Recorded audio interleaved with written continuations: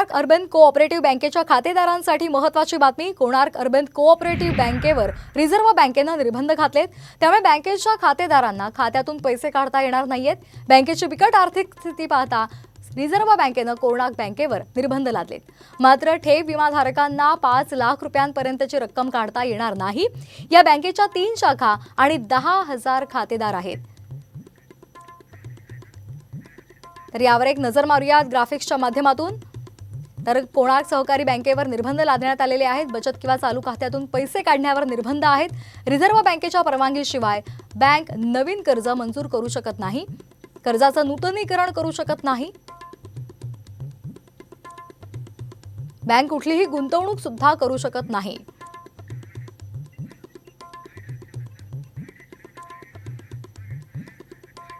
मेरे को बैंक वालों ने बोला ना, आरबी वाले का भाई बैंक वाले बैठे हैं, 6 महीने तक पैसा आप नहीं निकाल सकते हैं, नहीं डाल सकते।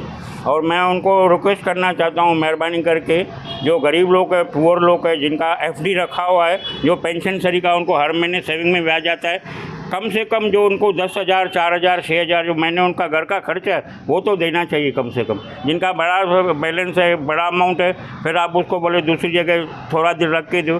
जो चलते ही समझो पेंशन पे है तो उनको बहुत तकलीफ हो जाएगी। मेरा हाथ जोड़ के सबको रिक्वेस्ट है। मी आता 12 तारखेपासून ATMचं बाहेर असताना स्वॅप करत होतो, पण तिथं फक्त ब्लॉक दाखवण्यात आलं। पण आज बँकेत स्वतःहून आलो, फक्त मला त्यांनी एवढं उत्तर दिलं की 15 दिवस तुम्हाला आयुष्य होईल, नंतर काय होईल ते सांगू आम्हाला। पण आता माझं रिक्वेस्ट एवढंच आहे, जर का तुम्ही तुमचं बँक बंद असतं तेव्हा आम्हाला जसा मेसेज येतो, तर आता तुमचा जो बँकेचा जो इश्यू येतो किती दिवस आहे तसा मेसेज तरी देण्यात यावा।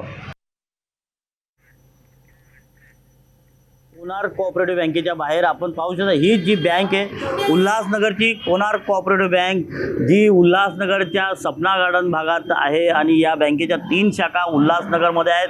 10,000 खातेदार या बँकेत आहेत। मात्र रिझर्व्ह बँकेने या बँकेवरती काल निर्बंध टाकलेले आहेत। या बँकेतना कोणीही खातेदार काहीही व्यवहार करू शकत नाही आणि कोणीही या बँकेतना पैसे काढू शकत नाहीत। बँकेतना कोणतीही व्यवहार इथना करता येणार नाही आहेत। बँकेला त्यांची मालमत्ता कोणती विकता येणार नाही आहे। आणि पाहायला गेलं तर या बँकेवरती पूर्णपणे RBIने निर्बंध टाकलेले आहेत आणि आता इथले जे खातेदार आहेत, जे 10,000 खातेदार आहेत, या बँकेवर कोणतेही व्यवहार करू शकत नाही। कुठेतरी या खातेदारांची आता अडचण झालेली आहे आणि जे लग्न सराईचा वेळ आहे आणि त्यामुळे कुठेतरी या बँकेवर जे निर्बंध पडले आहेत त्यामुळे खातेदारांची पंचायत निर्माण झालेली आहे। कॅमेरामन सरफराजसह अजित दुधाने